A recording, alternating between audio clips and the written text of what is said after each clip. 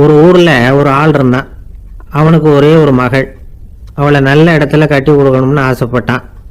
அதுக்காக மாப்பிள்ளை தேடிக்கிட்டு இருந்தான். அவன் கொஞ்சம் வசதியான ஆள், அதனால் நிறைய பேர் வந்தாங்க. இருந்தாலும் ஒரு நல்ல குணமுள்ள மாப்பிள்ளையாக இருக்கணும் அவன் எதிர்பார்த்தான்.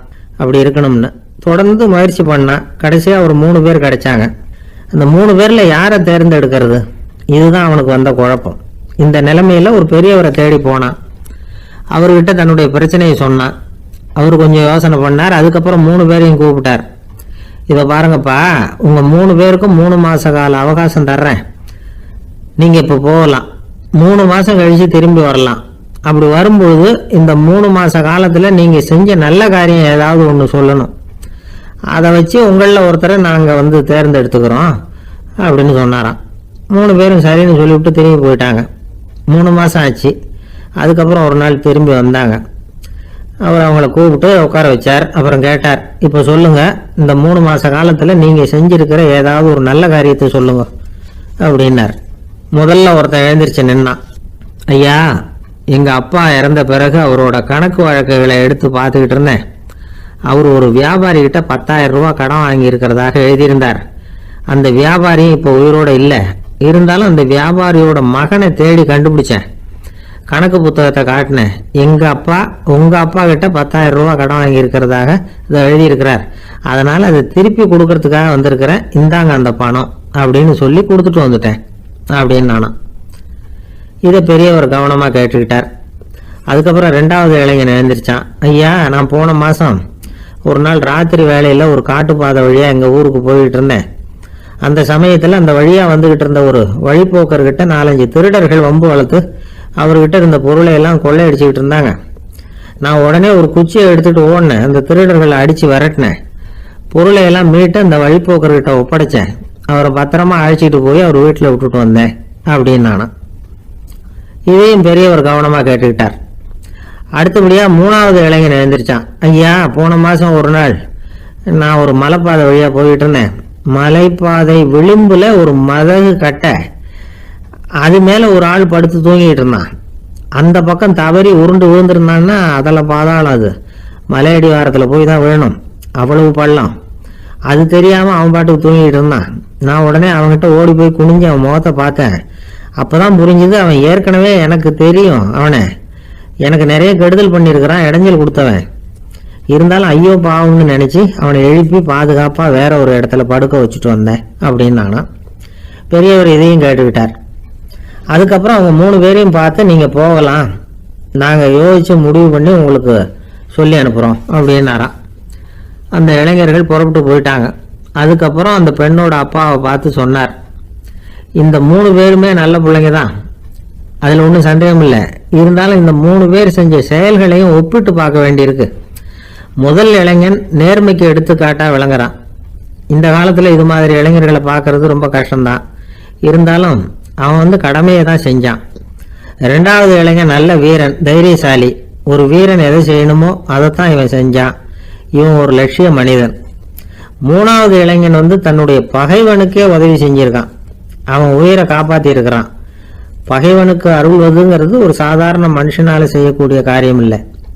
பகையை மறக்கிறதும் பகைவனுக்கு அருள்வதும் தெய்வீக பண்புகள். அதனால் இவனையே உன்னுடைய மகளுக்கு ஏற்ற மாப்பிள்ளையா தேர்ந்தெடுக்கலாம் அப்படின்னு சொன்னாங்களாம். ஒரு நல்ல நாளில் அவங்களுக்கு திருமணம் நல்ல விதமாக நடந்து முடிஞ்சுதான்.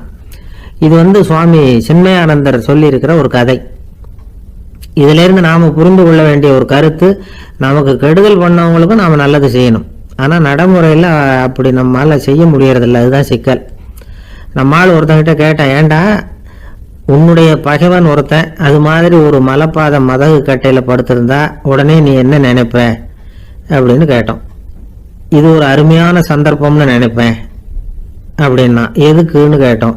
அவனை அந்த பக்கமாக உருட்டி கீழே தள்ளுறதுக்கு அப்படின்னா. நமக்கு முன்னாடி நமக்கு வேண்டிய ஒருத்தர் ஒரு கிளாஸில் நமக்கு பழச்சாறு கொண்டாந்து வைக்கிறாருன்னு வச்சுங்க. உடனே நாம் என்ன பண்ணுவோம், எடுத்து கிடுகிடுன்னு சாப்பிட்ருவோம், அடுத்தவங்க யாரும் வர்றதுக்குள்ள. அதை விட்டுட்டு அதை கொண்டாந்து வச்சவர்கிட்டயே அதோட விலை என்ன அப்படி இப்படின்னு நான் கேட்டுக்கிட்டு இருப்போம். நாம் கேட்க மாட்டோம். ஆனால் காந்திஜி அப்படி கேட்டாராம். எப்போ தெரியுமா? 1935. அந்த வருஷம் மே மாதத்தில் ஒரு நாள் காந்திஜி டெல்லியில் இருக்கிறார். அப்போ அவருக்கு 2 டம்ளர் மாம்பழச்சாறு கொண்டாந்து கொடுக்குறாங்க. அதை வாங்குறார். இதோட விலை என்ன அப்படின்னு கேட்டார் காந்திஜி. யாருக்கிட்ட கேட்டாருன்னா மனுபென் காந்திகிட்ட கேட்குறார். அவங்க தான் கொண்டாந்து கொடுக்குறாங்க. காந்திஜிக்கு உதவி செய்கிறதுக்காக அவர் கூடவே இருந்தவங்க அவங்ககிட்ட தான் கேட்குறாரு. காந்திஜி சும்மா வேடிக்கைக்காக இப்படி கேட்குறாருன்னு நினச்சிட்டாங்க அந்த அம்மா.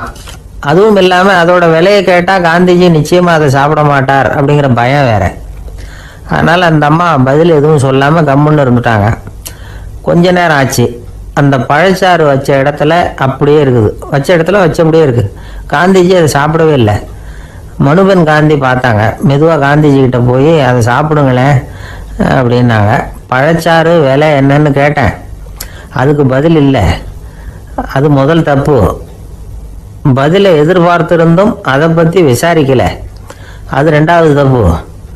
இப்படி 2 தப்புகளை பண்ணிவிட்டு என்கிட்ட வந்து இதை சாப்பிடுங்கன்னு சொன்னால் அது எப்படி அப்படின்னு கேட்டாராம் காந்திஜி. மனுபென் காந்தி என்ன சொல்கிறதுன்னு தெரியாமல் திகைச்சு போய் நின்றுக்கிட்டு இருந்தாங்க. காந்திஜி தொடர்ந்து சொன்னாராம், இப்போ என் முன்னாடி வச்சிருக்கிற இந்த பழச்சாறு விலை சுமாராக ஒரு ₹1/2 இருக்கும். அது அந்த காலத்து மதிப்பு. இந்த பழச்சாறு இல்லாமல் கூட என்னால் இருக்க முடியும். ஆனால் அவசியமான பொருள்களை வாங்கிறதுக்கு கூட சக்தி இல்லாத மக்கள் இந்த நாட்டில் நிறைய பேர் இருக்கிறாங்க. அப்படி இருக்கிறப்போ எனக்கு என்னத்துக்கு இந்த விலை உயர்ந்த பானம்? இதை இப்போ நான் சாப்பிட்டா என் உடம்பு வேணும்னா ஆரோக்கியமாகலாம், ஆனால் என் மனசு அமைதி அடையாது. எனக்கு என்னுடைய உடல் ஆரோக்கியத்தை விட மன ஆரோக்கியம்தான் முக்கியம். அதனால் இதை நான் சாப்பிட மாட்டேன், எடுத்துகிட்டு போயிடு அப்படின்னாராம். அந்த சமயத்தில் ஒரு அகதி பொண்ணு 2 குழந்தைகளோட காந்திஜியை பார்க்கறதுக்காக வந்தது. வணக்கம் சொல்லிச்சு.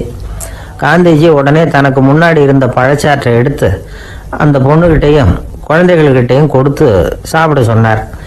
அவங்க அதை வாங்கி ரொம்ப சந்தோஷத்தோடு சாப்பிட்டாங்களாம். அதை பார்த்த காந்திஜி முகத்தில் ஒரு புன்னகை, ஒரு பரவசம், ஒரு திருப்தி. அவர் மனசு நிறைஞ்சி இருந்தது. அப்போ அவர் சொன்னாராம், ஆண்டவன் எனக்கு எப்பவும் சரியான சமயத்தில் கை கொடுப்பாருங்கிறது அதுக்கு இதுதான் அத்தாட்சி. நான் ஒரு இக்கட்டான சூழ்நிலையில் இருக்கிறப்ப கூட கடவுளின் கருணையால் அந்த சூழ்நிலை என்னை பாதிக்கலை.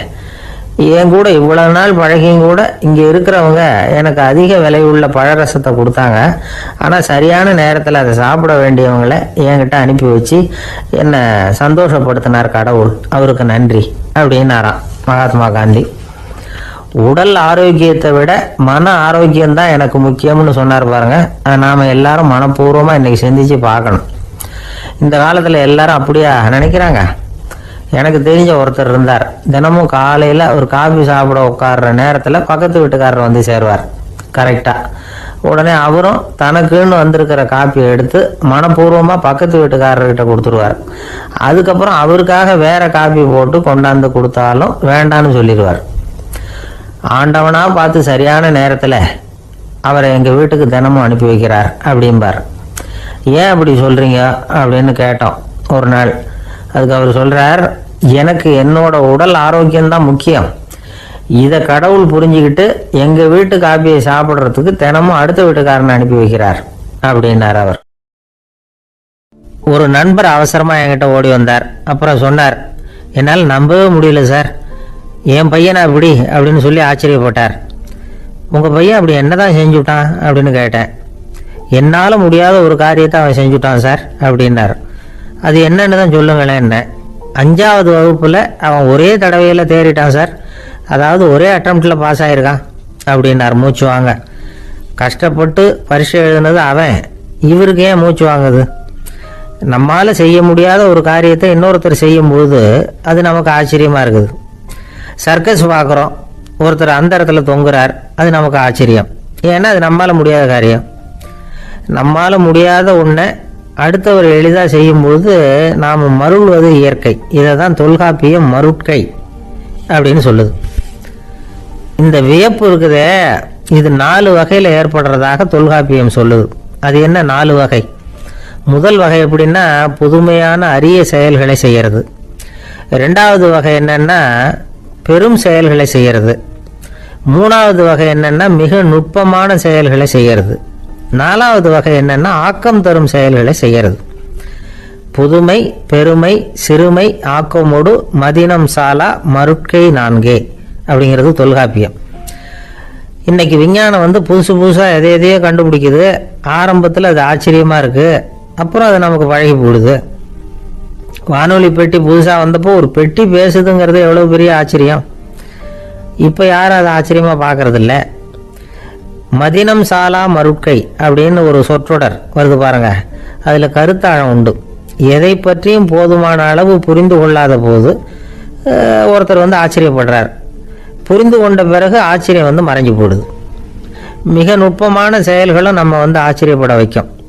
ஒரு அரிசியில் ஒரு திருக்குறள் எழுதி காட்டுறாங்க, ஒரு முட்டை ஓட்டுக்குள்ளே ஓவியம் தீட்டி காட்டுறாங்க. கருங்கல் சிற்பங்களில் எவ்வளவு நுட்பமான வேலைப்பாடுகளை எல்லாம் பார்த்து ஆச்சரியப்படுறோம்.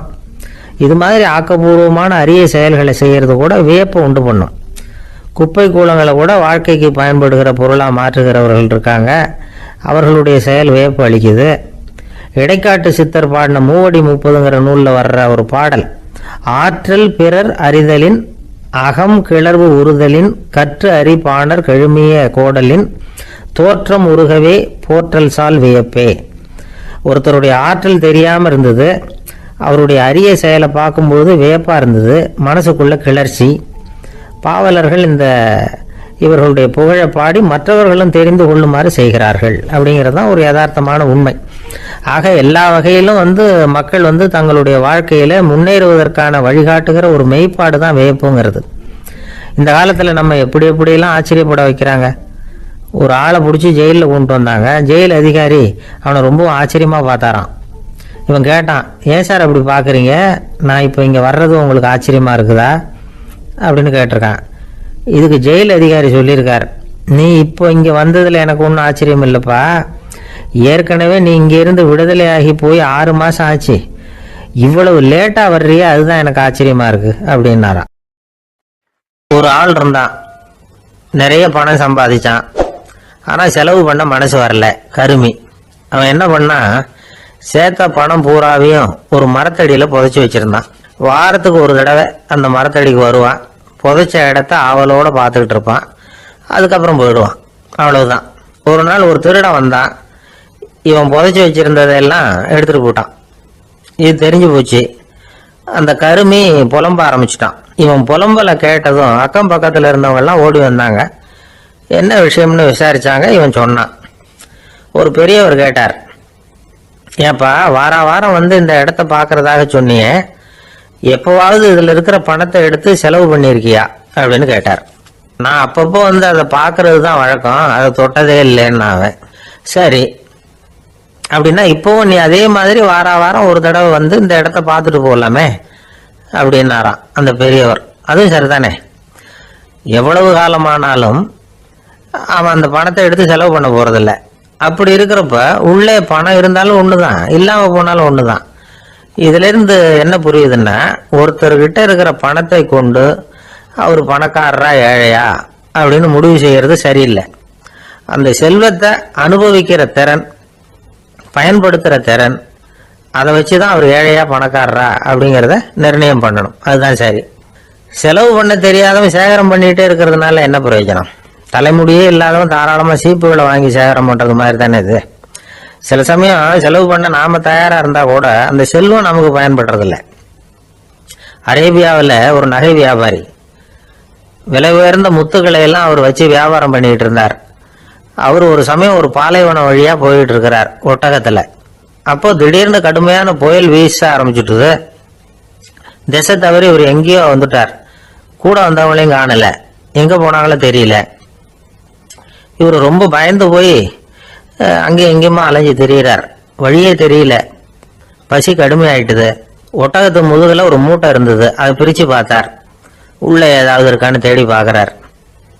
அது வரைக்கும் கண்ணில் தட்டுப்படாத அபூர்வமான ஒரு பை கண்ணில் பட்டுது. ஆஹா, அதில் ஏதாவது சாப்பிட்றதுக்கு இருக்கும் அப்படின்னு நினச்சி ஆவலாக அதை பிரித்து பார்க்குறார். அந்த பையில் விலை உயர்ந்த முத்துக்கள் நிறைய இருந்துதான். அப்போ தான் அவர் நினச்சாராம், விலை உயர்ந்த முத்துக்கள் கூட சாப்பிட்றதுக்கு உணவாக முடியாது அப்படிங்கிறத புரிஞ்சுக்கிட்டாராம். எந்த நேரத்தில் எது நமக்கு தேவையோ அது நமக்கு தாராளமாக கிடைக்கணும். அப்படி அது கிடைக்கிறதுக்கு நம்மக்கிட்ட இருக்கிற செல்வம் பயன்படணும். அது நமக்கும் பயன்படலாம், நம்ம மூலமாக அடுத்தவங்களுக்கும் பயன்படலாம். அதுதான் செல்வத்தின் பயன். ஒரு மரத்தடியில் ஒருத்தன் உட்காந்து அழுதுகிட்டு இருந்தான். அந்த பக்கமாக வந்த இன்னொருத்தன் ஏப்பா அழுதுகிட்டு இருக்கிறேன்னு கேட்டான். இந்த இடத்துல தான் பூமிக்கு அடியில் பணம் இருக்குது, புதைச்ச இடம் தெரியல, அதான் அழறேன் அப்படின்னா. நல்லா ஞாபகப்படுத்தி பாரு, எந்த இடத்துல புதைச்ச அப்படின்னு கேட்டான் இவன். அது எப்படி எனக்கு தெரியும், புதைச்சி வச்சிருக்கிறவன் நான் இல்லையே, எங்க எழுத்து வீட்டுக்காரன் அப்படின்னானா இவன். ஒரு பெரியவர் உட்கார்ந்துருக்கிறார். அவரை சுற்றி அவருடைய தோழர்கள் உட்கார்ந்துருக்கிறாங்க. ஏதோ ஒரு முக்கியமான செய்தியை அவர் அவங்களுக்கு சொல்லிகிட்டு இருக்கிறார். அவங்களும் ஆர்வமாக கேட்டுக்கிட்டு இருக்கிறாங்க. இந்த சமயத்தில் யாரோ ஒரு ஆள் வேகமாக அங்கே வர்றார். வர்ற வேகத்திலேயே எனக்கு ஏதாவது உதவி செய்யுங்க அப்படின்னு கேட்டுக்கிட்டே வர்றார். கேட்கறது உதவி, ஆனால் குரல் மிரட்டுறது மாதிரி இருக்கு, அதட்டி கேட்கறது மாதிரி இருக்கு. இதை கேட்டதும் அந்த பெரியவர் ஆத்திரப்படலை, ஆனால் அவரை சுற்றி இருந்தவங்க ஆத்திரப்பட்டாங்க. இதை பெரியவர் கவனித்தார். கொஞ்சம் அமைதியாக இருங்கன்னார். வந்தவரை கூப்பிட்டார். அவருக்கு சில பொருள்களை கொடுத்தார். என்னங்க இப்போ உங்களுக்கு மகிழ்ச்சி தானே அப்படின்னார். அப்படின்னு அலட்சியமாக அவர் சொல்கிறார். நான் உங்களை நல்ல முறையில் நடத்தினேன்னா அப்படின்னு கேட்குறாரு அவர் மறுபடியும். அதெல்லாம் ஒன்றும் இல்லை அப்படின்னு சொல்லி அவர் சொல்லிகிட்டு இருக்கிறாரு. குரலில் கடுமை குறையில. சுற்றி இருந்தவங்களால இதை பொறுத்துக்க முடியல. கோபத்தோடு அவரை நோக்கி நெருங்க ஆரம்பித்தாங்க. பெரியவர் அவங்களையெல்லாம் தடுத்து நிறுத்தினார். வந்தவரை வாங்க என்னோட அப்படின்னு சொல்லி அழைச்சிட்டு போனார். வீட்டுக்கு போனார். அங்கே போனதும் இன்னும் சில பொருள்களை எடுத்து அவர்கிட்ட கொடுத்தார். இப்போ திருப்தி தானே, நான் உங்ககிட்ட நல்ல முறையில் நடந்துக்கிட்டேனா அப்படின்னார். அவர் முகம் இப்போ தான் கொஞ்சம் மலர்ந்தது. ரொம்ப நன்றி, இறைவன் உங்கள் குடும்பத்துக்கு எல்லா நன்மைகளையும் செய்வான் அப்படின்னு சொன்னார். இதே வார்த்தைகளை என்னுடைய தோழர்கள்கிட்டே சொல்லிட்டீங்கன்னா அவங்க கோபம் தணிஞ்சிரும், வர முடியுமான்னார். கண்டிப்பாக வர்றேன் அப்படின்னாரு. மறுநாள் காலையில் அந்த இடத்துக்கு வந்தார். அதே மாதிரி சொல்லிவிட்டு அவர் போயிட்டார். தோழர்கள்லாம் ரொம்ப வியப்போடு பெரியவரை பார்த்தாங்க. அந்த பெரியவர் தான் நபிகள் நாயகம். அவர் சொன்னார், ஒருத்தன் ரொம்ப ஆசையாக ஒரு ஒட்டகத்தை வளர்த்துக்கிட்டு வந்தான். ஒரு நாள் அந்த ஒட்டகம் கயத்தை அறுத்துக்கிட்டு ஓடி போயிட்டுது. அக்கம் பக்கத்தில் இருக்கிறவங்கெல்லாம் அந்த ஒட்டகத்தை பிடிக்கிறதுக்கு முயற்சி பண்ணாங்க. அதை துரத்திக்கிட்டு ஓடினாங்க. ஒட்டகம் தாறுமாறாக ஓட ஆரம்பிச்சது. இந்த சமயத்தில் ஒட்டகத்தை வளர்த்தவன் அங்கே ஓடி வந்தான். நீங்கள் அதை ஒன்றும் செய்ய வேணாம், விட்டுருங்க, அதோட சுபாவம் எனக்கு நல்லா தெரியும், அதை சுலபமாக என்னோட வழிக்கு கொண்டுட்டு வந்துட முடியும், நான் பார்த்துக்கிறேன், விட்டுருங்க அப்படின்னா. எல்லாரும் விலைக்கு போயிட்டாங்க. இவன் என்ன செஞ்சான்னு தெரியுமா, கொஞ்சம் புல்லை கையில் எடுத்துக்கிட்டு அந்த ஒட்டகத்தை நெருங்கினான். அவ்வளவுதான். அது ஓடி இவன் காலடியில் உட்காந்துக்கிட்டது. செல்லமாக அதை அப்படியே தடவி கொடுத்தான். முதுகில் ஏறி உட்காந்துக்கிட்டான். அது பாட்டுக்கு சாதுவாக நடந்து போகுது. இந்த கதையை நபிகள் நாயகம் தம்முடைய தோழர்களுக்கு சொல்றார். ஒட்டகத்தை மட்டும் இல்லை, சில மனிதர்களையும் கூட சில விதத்தில் அணுகிதான் அவர்களை சீர்திருத்த வேண்டியிருக்குது அப்படிங்கிறத அவங்களுக்கு உணர்த்தினார். இது ஒரு அழகான உளவியல் அணுகுமுறை. சில குடும்ப தலைவர்கள் கூட இந்த ஒட்டகம் மாதிரி நடந்துகிறது உண்டு, அப்புறம் அடங்கி போகிறதும் உண்டு. ஒரு விவசாயி விதைக்கிறதுக்காக வயல்வெளி பக்கம் போகிறார். விதைகளை அள்ளி வீசினார். அப்போ என்ன ஆச்சுன்னா, சில விதைகள் பாதை ஓரத்தில் விழுந்தது. சில விதைகள் முள் செடிகள் மண்டி இருந்த புதருக்கு இடையில் விழுந்தது. சில விதைகள் நல்ல நிலத்தில் விழுந்தது. பாதை ஓரத்தில் விழுந்த விதை என்ன ஆச்சுன்னா, அதெல்லாம் பறவைகள் கண்ணில் போட்டுவிட்டுது. உடனே உட்காந்து கொத்தி தின்னுட்டு போட்டுது. அதிகமாக மண் இல்லாத பாறை பகுதியில் விழுந்த விதையெல்லாம் லேசாக வேர் விட்டு முளைக்க ஆரம்பிச்சிது. அதுக்கப்புறம் வேர் கீழேயும் ஆழமாக போக முடியல, மேலேயும் சூரிய வெப்பம் அதிகம் தாங்க முடியல, எல்லாம் காஞ்சி கருகி போட்டுது. புதர் பகுதியில் சில விதைகள் விழுந்தது இல்லையா, முள் செடிகள் காடாக மண்டி போயிருந்தது. அதனால் முளைச்சி வர்ற செடிக்கு நெருக்கடி அதிகமாக போட்டுது, சரியாக வளர முடியல, விளைச்சலும் சரியாக இல்லை. நல்ல நிலத்தில் விழுந்த விதைகள் மட்டும் நல்லா முளைச்சிது, நல்லா வளர்ந்தது, விளைச்சலும் பிரமாதமாக இருந்தது.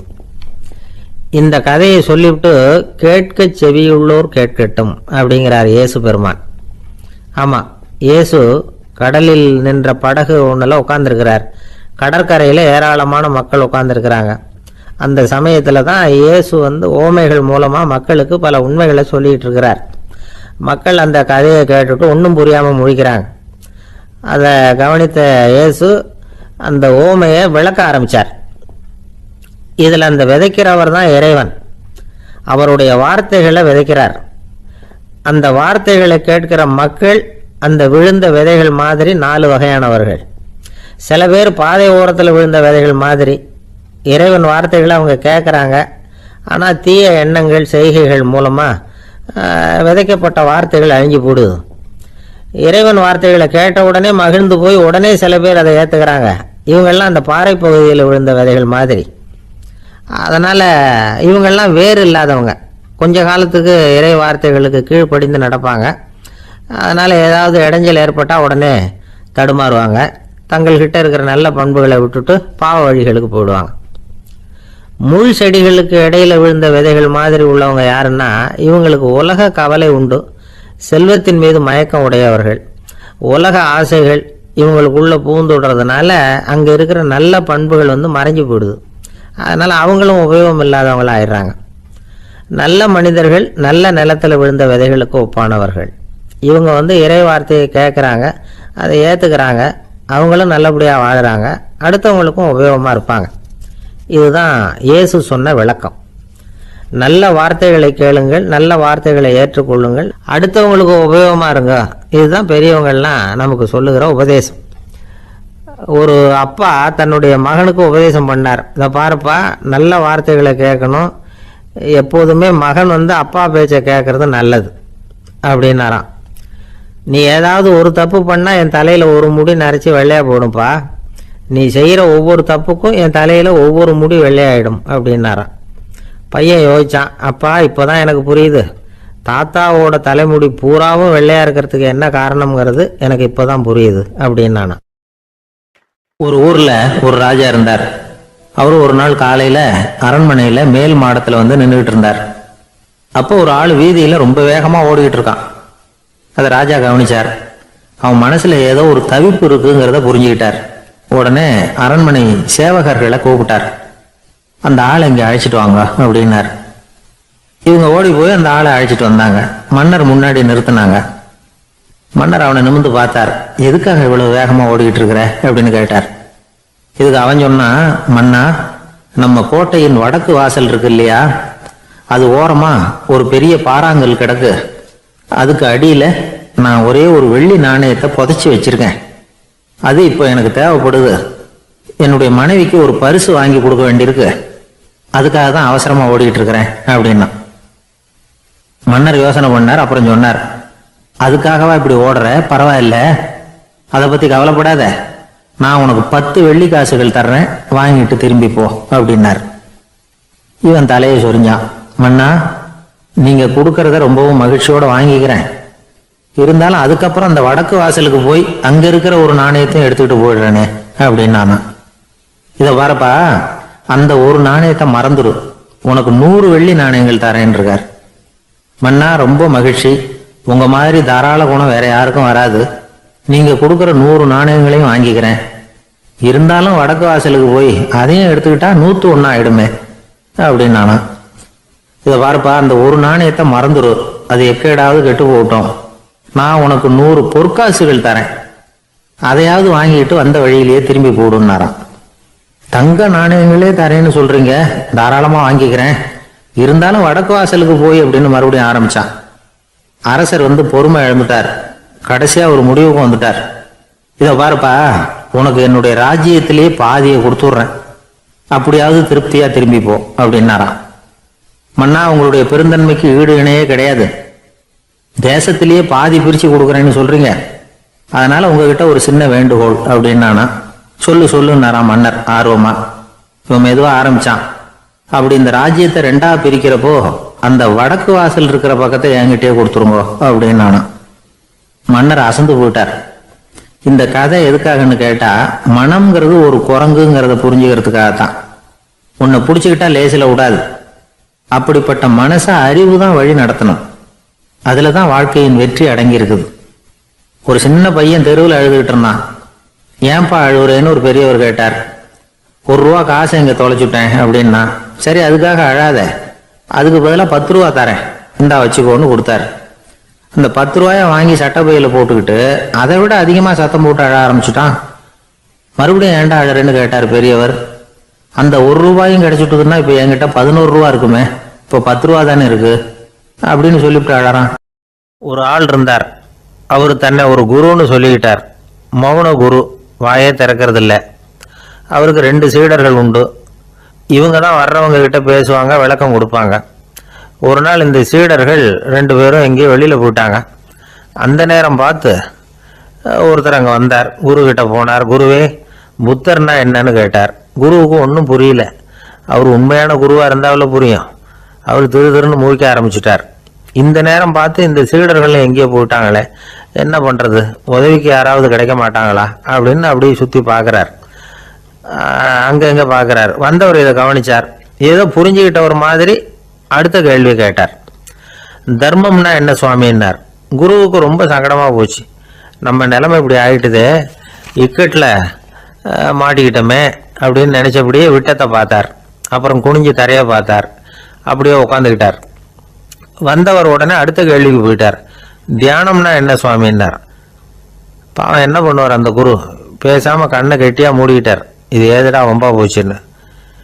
இவர் இப்படி பண்ணால் கூட வந்தவர் சளைக்கல. இன்னொரு கேள்வியும் கேட்டார். ஆசீர்வாதம்னா என்ன அப்படின்னார். இவர் பார்த்தார். இப்படியே போனால் இவர் கேள்வி கேட்குறத நிறுத்த மாட்டார் அப்படின்னு நினச்சிக்கிட்டு எனக்கு ஒன்றுமே தெரியாதுங்கிற பாவனையில் 2 கையையும் விரித்து காட்டினார். வந்தவர் முகத்தில் மகிழ்ச்சி, மன நிறைவு, ஏதோ எல்லாம் புரிஞ்சுக்கிட்ட ஒரு மாதிரி அங்கேருந்து புறப்பட்டு போனார். வழியில் அந்த குருவோட சீடர்கள் 2 பேரையும் சந்திச்சார். உங்கள் குருவை தான் பார்த்துட்டு வரேன்னார். இவர் என்ன நடந்ததுன்னு கேட்டாங்க. இவர் வரமா சொல்கிறார். உங்கள் குரு எவ்வளவு பெரிய ஞானி தெரியுமா? புத்தர்னா என்னன்னு கேட்டேன். அதுக்கு அவர் அப்படியும் இப்படியும் பார்த்தார். அதுக்கு என்ன அர்த்தம் தெரியுமா? மக்கள் புத்தரை அங்கேயும் இங்கேயும் தேடுறாங்க. உண்மையில் அவர் அங்கேயும் இங்கேயும் தேடி கண்டுபிடிக்க முடியாது அப்படிங்கிறத அவர் செய்கை மூலம் உணர்த்தினார். அதுக்கப்புறம் தர்மம்னா என்னன்னு கேட்டேன். அவர் மேலேயும் கீழையும் பார்த்து தர்மம் சமமானது, அதில் உயர்வு தாழ்வு இல்லைங்கிறத உணர்த்தினார். அதுக்கப்புறம் தியானம்னா என்னன்னு கேட்டேன். கண்ணை மூடிக்கிட்டார். கண்ணை மூடி காணுகிற அற்புதம் அது அப்படிங்கிறத புரிஞ்சுக்கிட்டேன். கடைசியாக ஆசீர்வதிக்கப்படுறது பற்றி கேட்டேன்.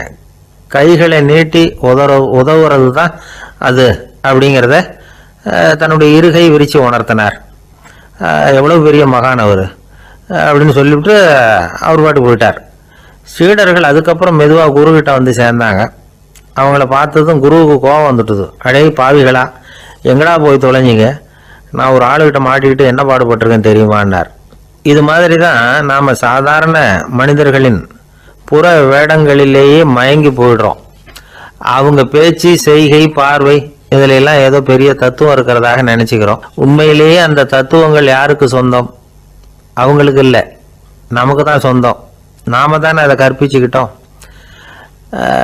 நாம் அடையாளம் கண்டுக்கிறது இல்லை, நாம் யாருங்கிறது நமக்கு புரியறதில்ல. அதுதான் இன்றைக்கி நடக்கிறது. அதனால தான் அடுத்தவங்களை தேடி ஓடிக்கிட்டு இருக்கிறோம்.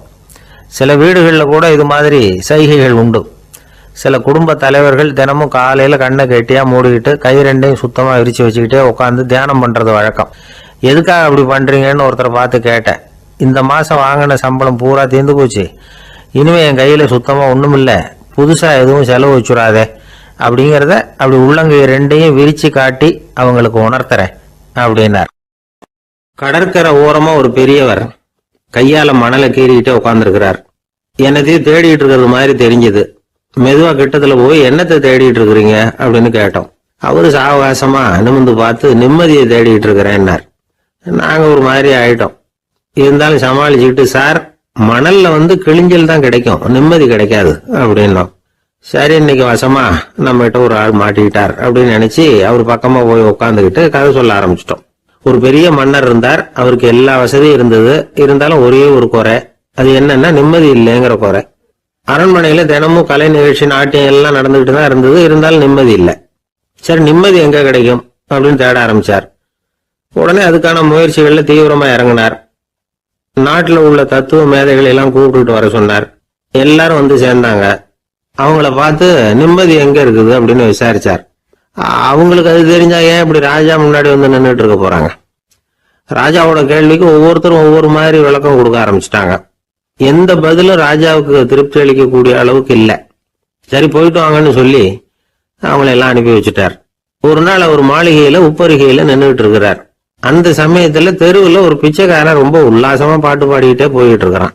குரல்ல ஒரு சந்தோஷம், நடையில ஒரு மிடுக்கு. அவன்கிட்ட கொஞ்சம் கூட கவலை இருக்கிறதா தெரியல. உடனே ராஜா அதை பார்த்தார். ஏவலாளிகளை வந்து கைதட்டி கூப்பிட்டார். உடனே ஓடி போய் அந்த பிச்சைக்காரனை இங்க அழைச்சிட்டு வாங்கன்னு உத்தரவு போட்டார். இவங்க உடனே ஓடி போய் அவனை கூப்பிட்டாங்க. அரண்மனைக்கு வாழ்ந்தாங்க. அவன் வரல. அரண்மனைக்குள்ள அடி எடுத்து வைக்க மாட்டேன்னு சொல்லிவிட்டான். ராஜா கிட்ட வந்து விஷயத்தை சொன்னாங்க. அவருக்கு ரொம்ப ஆச்சரியம், இப்படி ஒரு ஆள் இருக்கிறானா அப்படின்னு. சரி, அவன் என்னதான் சொல்றான் அப்படின்னு விசாரிச்சார். இவன் மறுபடியும் தெருவுக்கு போய் கேட்டாங்க. என்ன பார்க்கணும்னா ராஜா விருப்பப்பட்டாருன்னா அவரை வேணும்னா இங்க வர சொல்லுங்க அப்படின்னு சொல்லிவிட்டான். அதை வந்து ராஜா கிட்ட சொன்னாங்க. அவருக்கு கோபம் வரல. இவ்வளவு சுதந்திர உணர்வோடு இருக்கிறவன் சாதாரண ஆளா இருக்க முடியாது அப்படின்னு நினைச்சார். உடனே கிடுகிடுன்னு இறங்கி தெருவுக்கு வந்தார். பிச்சைக்காரங்கிட்ட போனார். நீ கவலைப்படாம சந்தோஷமா பாடிட்டு போறியே, அது எப்படி முடியுது உன்னால அப்படின்னு கேட்டார். ஏன் அப்படி கேக்குறீங்கன்னு அவன், அதுக்கு இல்ல, எனக்கு அரண்மனையில எவ்வளவோ சுகபோகங்கள்லாம் இருக்கு, இருந்தாலும் நிம்மதி இல்ல. இது ஏன்னு எனக்கு தெரியல. இந்த தேசத்துல உள்ள அறிஞர்களை எல்லாம் கூப்பிட்டு கேட்டு பார்த்துட்டேன், அவங்களுக்கும் தெரியல. உன்னை கேட்டா தெரியும்னு நினைச்சேன், அதனாலதான் சந்திக்கிறதுக்கு ஆசைப்பட்டேன். ஆனா நீ வரமாட்டேன்னுட்டியே அப்படின்னார். பிச்சைக்காரன் கடகடன்னு சிரிக்க ஆரம்பிச்சுட்டான். மகிழ்ச்சிக்கும் உங்களுக்கும் தடையா இருக்கிறது இந்த மாளிகை தான். இதை விட்டுட்டு வெளியில வந்துட்டா நிம்மதி தேடிட்டு வந்துடும்னா. நான் அரசன், எனக்குன்னு கடமைகள் இருக்கு, அதையெல்லாம் விட்டுட்டு எப்படி வர முடியும்னார் ராஜா. ரெண்டும் ஒரே நேரத்துல கிடைக்கணுங்கிறது முடியாத காரியம். உங்க சுகபோகத்துக்கு விலையாதான் உங்க நிம்மதியை கொடுத்துக்கிட்டு இருக்கிறீங்க. என்ன பாருங்க, என்கிட்ட எதுவும் இல்லை, அதனால எதுவும் போயிடுமோங்கிற பயமும் இல்ல, நிம்மதியா இருக்கிறேன் அப்படின்னா அவன். ராஜா உடனே சந்தோஷப்பட்டு தன்னுடைய மேலங்கியை எடுத்து அவனுக்கு பரிசா கொடுத்தாரான். அவன் சிரிச்சுக்கிட்டே அதை வாங்க மாட்டேன்னு விட்டானான். இதை நீங்க எனக்கு கொடுக்கறதுனால எந்த பயனும் இல்லை, அதே நேரத்துல அதை வாங்கிட்டேன்னா அடுத்த வினாடியிலிருந்து அதை எப்படி காப்பாத்துறதுங்கிற கவலை எனக்கு வந்து சேர்ந்துடும், அப்புறம் தூக்கம் வராது, நிம்மதி போயிடும் அப்படின்னானா. சொல்லிவிட்டு அவன் பாட்டுக்கு சந்தோஷமா பாடிக்கிட்டே போயிட்டான். நிம்மதி எங்க இருக்குங்கிறதையும் ராஜா தெரிஞ்சுக்கிட்டார். அந்த இடத்துக்கு தன்னால போக முடியாதுங்கிறதையும் அவர் புரிஞ்சுக்கிட்டார். இப்படி இந்த கதைய அந்த கடற்கரையில மணலை கீறிக்கிட்டே உட்கார்ந்துருந்தார அந்த பெரியவர்கிட்ட சொல்லி முடிச்சோம். அவர் முகத்துல ஒரு தெளிவு தெரிஞ்சது. எங்களை நிமிர்ந்து பார்த்தார். ரொம்ப நன்றிங்க, இப்ப எனக்கு தெரிஞ்சு போச்சு, நிம்மதி வேணும்னா அதுக்கு என்ன பண்ணணும்னு இப்ப நல்லா புரிஞ்சுக்கிட்டேன் அப்படின்னார். என்ன புரிஞ்சுக்கிட்டீங்கன்னு கேட்டோம். இனிமே இந்த பக்கம் வந்தா உங்க கண்ணுல படாத இடமா பார்த்து உட்காரணும்னு புரிஞ்சுக்கிட்டேன் அப்படின்னார்.